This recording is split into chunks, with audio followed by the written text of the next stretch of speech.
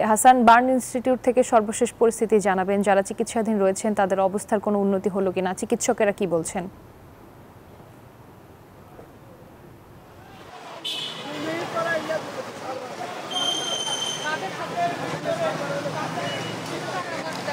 Burn ইনস্টিটিউটে এখন বর্তমানে চিকিৎসাধীন আছেন ৪৪ জন, এর মধ্যে ১১ জন আছেন আইসিইউতে। আসলে সেখান থেকে আমাদেরকে যেটা জানানো হয়েছে যে ১১ জনকে আসলে আইসিইউ থেকে কেবিনে শিফট না করা পর্যন্ত তাদের উন্নতির বিষয়টা আসলে বলা যাচ্ছে না। তবে এইখান থেকে এই জাতীয় বার্ন ইনস্টিটিউট এবং ঢাকা মেডিকেল বার্ন ইনস্টিটিউট এই দুইটা জায়গা থেকে আপনার ১১ এবং ১২ জনের আসলে মারা গেছেন। এখন পর্যন্ত মৃতের সংখ্যা দাঁড়িয়েছে ৩২ জনে।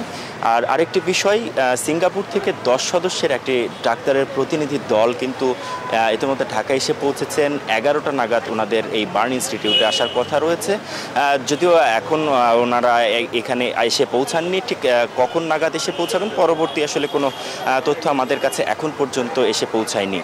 তবে ধারণা করা হচ্ছে অল্প কিছুক্ষণের মধ্যে তারা এখানে এসে পৌঁছাবেন এবং তারা সব কিছু বিস্তার আলাপ আলোচনা করার পরে পরিস্থিতি বিবেচনায় যদি কারো আসলে দেশের বাইরে উচ্চ চিকিৎসার জন্য পাঠানোর প্রয়োজন হয় সেক্ষেত্রে আসলে দেশের বাইরে পাঠানো হতে পারে, এবং বাকি যারা এইখানে চিকিৎসা দেওয়া সম্ভব তাদেরকে আসলে কি পদ্ধতিতে চিকিৎসা দেওয়া হবে সেই বিষয়ে কিন্তু আলোচনা করা হতে পারে।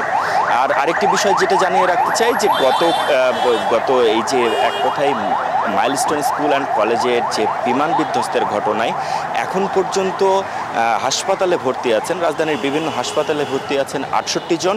আহতের সংখ্যা যেটা আমাদেরকে জানিয়েছে যে ৬৪ থেকে ৬৫ জন।